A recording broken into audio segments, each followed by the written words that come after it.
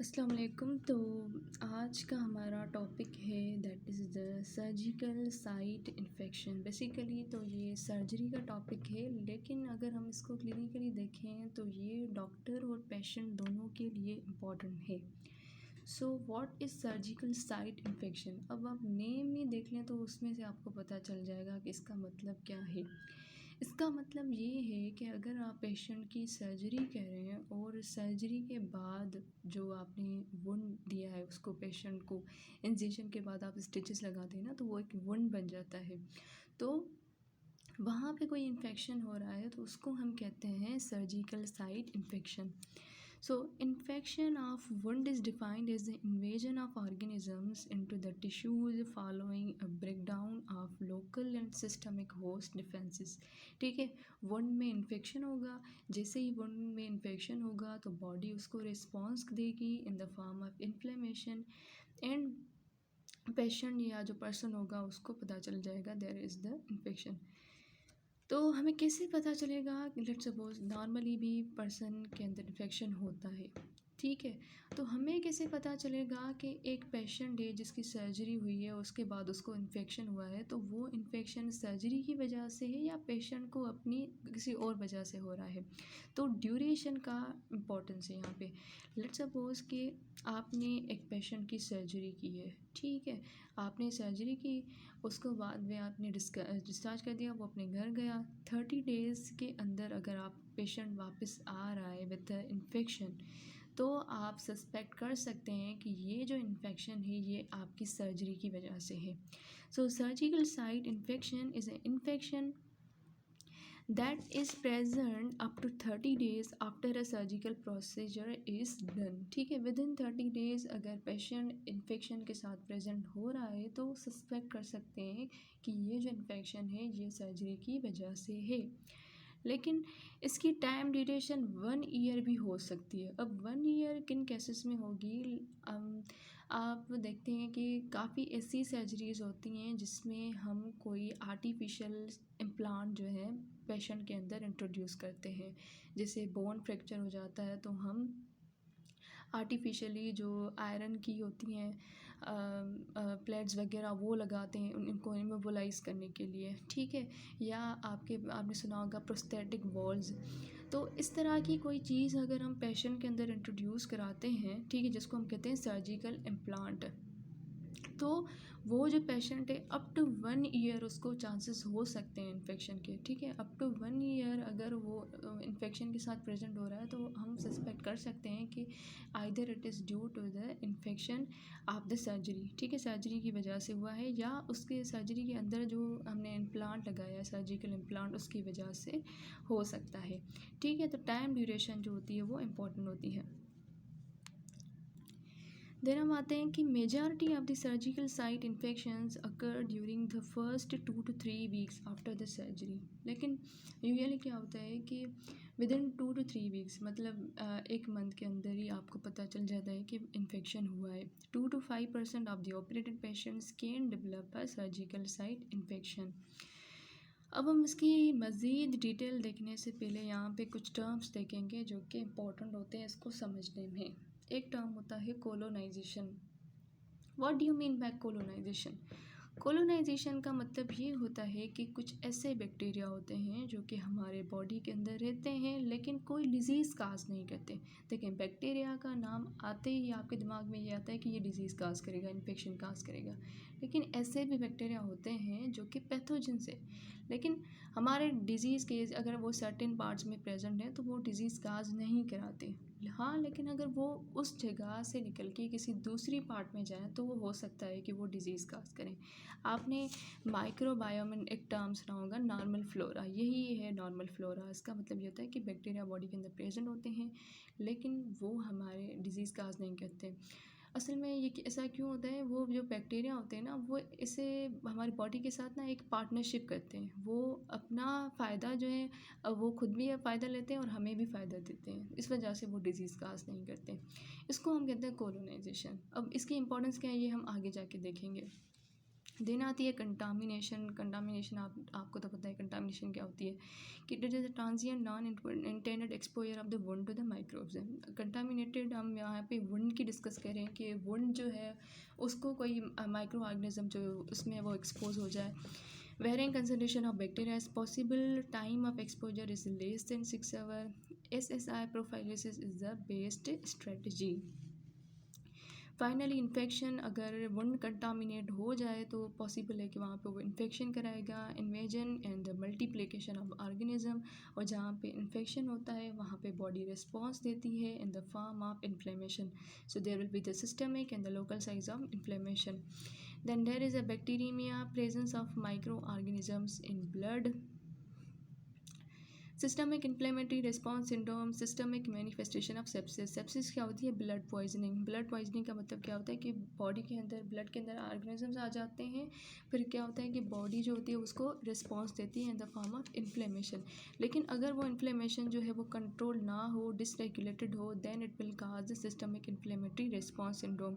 Manifestation क्या होती हैं? हाइपोथर्मिया, हाइपोथर्मिया हो सकते हैं, tachycardia, tachypnoea, raised blood counts. ठीक है, ये एक अलग टॉपिक है complete. Systemic inflammatory response syndrome, sepsis, ये बड़े बड़े टॉपिक हैं, डिटेल में हम इनको आगे जाके स्टडी करेंगे। अभी सिर्फ इनका हमने इंट्रो देखा। देन हम आते हैं कि देन हमारा टर्म होता है मोड्स। मोड्स का मतलब क्या होता है? Multiple organ dysfunction syndrome. अगर बॉडी में इन्फेक्शन हो जाए तो पॉसिबल होता है कि वो जो इन्फेक्शन है डिफरेंट ऑर्गन्स को इफ़ेक्ट करे। एज अ रिज़ल्ट ऑर्गन्स जो है वो सही तरीके से फंक्शन परफॉर्म नहीं करते। जैसे अगर किडनी इन्वॉल्व हो तो हो सकता है यूरिनेशन में प्रॉब्लम हो, लिवर है तो वो जॉन्डिस काज करा सकता है। तो मतलब एक साथ जब डिफरेंट ऑर्गन्स जो होते हैं, मल्टीपल ऑर्गन्स जो होते हैं, उनका फंक्शन जो होता है इफेक्ट होता है, उसको हम कहते हैं मोड्स। फाइनली अगर हम उसको ट्रीट ना करें तो वो ऑर्गन फेलियर काज करा सकता है, that is known as MSOF, multiple system organ failure. अब हम आते हैं types of the surgical site infection. ठीक है, टाइप्स क्या होते हैं? अब हमने इनको क्लासीफाई किया है ऑन द बेसिस ऑफ कि कौन सा टिश्यू इन्वॉल्व हो रहा है। ठीक है, कौन सा टिश्यू, मतलब आप यहाँ देखिए, लेट्स सपोज इमेजिन करें कि आप जो हैं वो थिएटर में हैं और आप पेशेंट को ऑपरेट करने जा रहे हैं। तो जब आप इंसिजन देंगे तो आप किस तरह से जाएंगे? सबसे पहले स्किन कट करेंगे, देन सबक्यूटेनियस टिश्यू आएगा, देन मसल, फाइनली आप केविटी के अंदर पहुंच जाएंगे जहाँ पे जो ऑर्गन्स होते हैं डिफरेंट वो प्रेजेंट होते हैं। ठीक है, अगर कोई ऐसा इन्फेक्शन है जिसमें सिर्फ स्किन और सबक्यूटेनियस टिश्यू इन्वॉल्व हुए हैं तो उसको हम कहेंगे superficial incisional SSI, surgical site infection. ठीक है, लेकिन अगर कोई ऐसा इन्फेक्शन है जिसमें स्किन के साथ साथ सबक्यूटेनियस टिश्यू और मसल भी इन्वॉल्व हुआ है, muscle and fascia, that will be known as deep incisional surgical site infection. Finally अगर हमारा जो इन्फेक्शन है वो ऑर्गन स्पेस में है, what do you mean bye organ space? हमारी बॉडी के अंदर जो कैविटीज़ होती हैं या सर्टेन छोटी छोटी स्पेसेस होती हैं, आपने पढ़ा होगा पेराकोलिक गटर्स, पेराडोडिनल रिसेसेस, उसमें अगर पस फॉर्मेशन है, इन्फेक्शन है, तो उसको हम क्या कहेंगे? Organ space surgical site infection. ठीक है, तो ये हमारे 3 टाइप्स होते हैं, डिपेंड करते हैं कि किस तरह का टिश्यू जो होता है वो इन्वॉल्व होता है। देन सबसे पहले हम आएंगे surgical incisional SSI। It occurs with in 30 days after the operative procedure. ठीक है, ये जो होता है ना सुपरफिशियल, सॉरी ये मैंने गलत लिख दिया, सुपरफिशियल। तो क्या होता है कि विद इन 30 days जो होता है वो आपको प्रेजेंट हो जाएगा, पता आपको चल जाएगा, क्योंकि हमने देखा कि इसमें सिर्फ स्किन और सबक्यूटेनियस टिश्यू इन्वॉल्व है। अब आप स्किन को तो नेक्ड आई से देख सकते हैं। लेट्स सपोज कि अगर एक पेशेंट जो होंगे उसके आपने इंसिजन दिए वहाँ पे इन्फेक्शन होगा, तो अगर इन्फेक्शन होगा तो वहाँ पे सिम्टम्स होंगे, वहाँ पे रेडनेस होगी, स्वेलिंग होगी, आप देखेंगे कि जो स्टिचेस होंगे वहाँ से पस फॉर्मेशन होगी, पेन होगा। तो ये बिल्कुल आसान है, आपको जल्दी में पता चल जाएगा कि ये इन्फेक्शन हुआ है, क्योंकि आप उसको नेक्ड आई से देख सकते हैं। So it involves only the skin and subcutaneous swelling, redness, serous और द प्रूलेंट डिस्चार्ज। एंड एक टर्म होता है जिसको हम कहते हैं wound dehiscence. What do you mean by wound dehiscence? Wound dehiscence का मतलब ये होता है कि लेट्स सपोज अगर आपने पेशेंट जो है उसको ऑपरेट करने के बाद आप उसको स्टिचेस लगाते हैं, तो पेशेंट की अपीयरेंस फाइनल जो होती है वुंड की इस तरह से होती है एज ए नॉर्मल। फिर आपने क्या किया, पेशेंट को डिस्चार्ज कर दिया, अब वो घर गया, वापस आया तो आपने देखा कि उसका जो वुंड था वो कुछ इस तरह से था। इसका मतलब ये है कि यहाँ पे जो हमने स्टिचेस लगाए थे 2 लेयर्स को कनेक्ट करके, वो जो 2 लेयर्स होते हैं वो ओपन अप हो जाते हैं, ठीक है।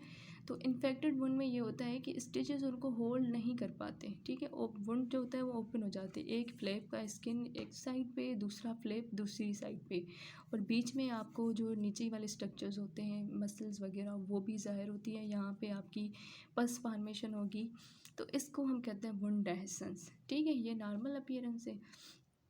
इसमें भी इन्फेक्शन हो सकता है, अगर वो इतना सीवियर ना हो तो आप देखेंगे अराउंड जो होगी रेडनेस होगी, और जो एजेस होगी वहाँ से पस फॉर्मेशन होगी, तो ये भी है हो सकती है, लेकिन माइनर डिग्री की। अगर ये ज़्यादा प्रोसीड करेगी तो क्या होगा, स्टिचेस ओपन अप हो जाएंगे, वुंड जो होगा वो कम्प्लीटली ओपन हो जाएगा, ठीक है। इसको हम कहते हैं वुंड एसेंस। अगर वुंड इन्फेक्शन हुआ है तो हम इसको किस तरह से मैनेज करेंगे, सबसे पहले तो हम क्या कहते हैं, कल्चर कहते हैं। कल्चर क्यों लेते हैं, क्योंकि हमें पता है कि अगर इन्फेक्शन हुआ है इसका मतलब ये कि माइक्रो ऑर्गेनिजम्स हैं, ठीक है। तो माइक्रो ऑर्गेनिजम्स को ख़त्म करने के लिए हमें क्या चाहिए, एंटीबायोटिक्स। लेकिन कुछ ऐसे बैक्टीरिया होते हैं जो कि सर्टेन हद तक एंटीबायोटिक्स को रेजिस्ट करते हैं, तो हमें पता करना होता है कि यहाँ पे किस तरह का बैक्टीरिया है और वो एंटीबायोटिक्स के अगेंस्ट कितना सेंसिटिव है। तो वो हमें सब पता चलेगा कल्चर से, हम कल्चर करेंगे उसमें से हमें पता चलेगा कि ये माइक्रो ऑर्गेनिज्म है और इतना सेंसिटिव है, तो हम उस तरह के एंटीबायोटिक्स यूज़ करेंगे। कंटिन्यूसली हम यहाँ पे ड्रेसिंग करेंगे जिसमें हम जो एंटीसेप्टिक्स वगैरह होंगे वो यूज़ करेंगे, ताकि यहाँ से जो है पस फॉर्मेशन जो है वो ना हो, आहिस्ता आहिस्ता हो, वो इम्प्रूवमेंट आएगी। इम्प्रूवमेंट में आप देखेंगे कि आहिस्ता आहिस्ता वुंड का कलर जो होगा पिंकिश होगा। जब पेशेंट आपके साथ प्रेजेंट होगा तो वो उसमें येलोइश कलर होगा, पस फॉर्मेशन होगी, लेकिन अगर आप उसको ट्रीट कर रहे हैं तो वुंड जो होगा इम्प्रूव होगा, वो पिंक कलर का होगा। फाइनली जब कम्प्लीटली आप देखेंगे कि इन्फेक्शन ख़त्म हो गया तो हम उसको दोबारा से स्टिचेस लगाएंगे। देन आती है deep incisional surgical site infection. It involves the deep soft tissue, fascia and muscle layers, painful swelling, discharge, redness, burst abdomen. Again इसमें भी हम वही करते हैं, ओपन करते हैं, ड्रेन करते हैं, first and daily dressing required. Finally organ space infection. इसमें क्या होता है कि डीप जो स्पेसेस होती हैं उसमें इन्फेक्शन होता है, उसमें पस फॉर्मेशन होती है। अब मैंने आपको कहा कि जो सुपरफिशियल होता है जिसमें स्किन इन्वॉल्व होती है वो बिल्कुल इजी होता है, आपको नेक्ट ऐसे नज़र आ जाता है कि यहाँ पे इन्फेक्शन है, लेकिन इसको मालूम करना डिफ़िकल्ट होता है, हमें नहीं पता चल पाता कि कहाँ पे इन्फेक्शन है। तो इसके लिए हमें नीड होती है अल्ट्रासाउंड की, उसके थ्रू हमें पता चलेगा कि यहाँ पे पस वगैरह की फॉर्मेशन है, ठीक। तो ये होते हैं हमारे 3 types according to the tissue involve. फाइनली जो हमारा इम्पोर्टेंट क्वेश्चन होता है कि वुंड में इन्फेक्शन होता क्यों है, ठीक। तो उसके डिफरेंट काजेज़ हो सकते हैं। Number first one is the endogenous flora of the patient. So what you mean by the endogenous flora. Flora मैंने आपको बताया कि क्या होता है कि सर्टेन बैक्टीरिया ऐसे होते हैं जो कि हमारे बॉडी के अंदर प्रेजेंट होते हैं नॉर्मल फ्लोरा के फॉर्म में, जो डिजीज़ काज नहीं करते, उसको हम कहते हैं नॉर्मल फ्लोरा। तो हो सकता है कि जिस पेशेंट को आप ऑपरेट करने जा रहे हैं उसकी स्किन में भी बैक्टीरिया प्रेजेंट हो, और जब आप उस वुंड आप वहाँ पे इंसिजन दें तो वो बैक्टीरिया अंदर चले जाएँ और इन्फेक्शन काज करें, ठीक है। तो पेशेंट के अपने बैक्टीरिया जो है वो भी इन्फेक्शन काज कर सकते हैं, तो इस वजह से हमें प्रॉपर जिस स्किन को आपने इंसिस देना है वहाँ पे प्रॉपर जो है स्टेलाइजेशन होनी चाहिए, ताकि बैक्टीरिया के जो पेशेंट के अपने जो माइक्रो ऑर्गेनिजम्स हैं वो इन्फेक्शन काज ना कर सके। सेकंड होता है ऑपरेटिंग थिएटर इन्वायरमेंट, ठीक है। पेशेंट जो होता है, डिफरेंट पेशेंट्स आप देखते हैं कि हॉस्पिटल्स में हज़ारों पेशेंट्स आते हैं विद डिफरेंट डिजीज़, तो वहाँ का जो इन्वायरमेंट होता है वो कंटामिनेटेड हो सकता है, तो पेशेंट को थिएटर्स में भी इन्फेक्शन हो सकता है, वहाँ की जो एयर है वहाँ पे ऑर्गेनिज्म जो है उसमें से भी वुंड में इन्फेक्शन हो सकता है। Third is the hospital personal. Doctors, nurses and staff. अब अगेन हम देखते हैं कि डॉक्टर्स जो होते हैं हर रोज़ कितने पेशेंट्स के साथ कांटेक्ट में आते हैं, तो हो सकता है कि उन्हें भी किसी पेशेंट से इन्फेक्शन हो। और अगर इन्फेक्शन ना भी हो तो मैंने आपको बताया कि नॉर्मल फ्लोरा जो होता है वो क्या होता है कि हम कैरियर जो होते हैं, हम जैसे हम मैंने कहा कि ये बैक्टीरिया होते हैं जो कि डिजीज़ काज नहीं करते, मतलब आप जो है वो कैरियर हैं। लेकिन आपके बैक्टीरिया अगर आप किसी दूसरे को ट्रांसमिट करते हैं तो उनके अंदर ये डिज़ीज़ काज करा सकते हैं क्योंकि उनकी साइट चेंज हो गई। तो डॉक्टर्स, नर्सेज, स्टाफ्स इनके बैक्टीरिया भी वुंड को इन्फेक्ट कर सकते हैं या दूसरे जो माइक्रो ऑर्गेनिजम्स होते हैं। And number last one is the seeding of the operative site from the distant focus of infection।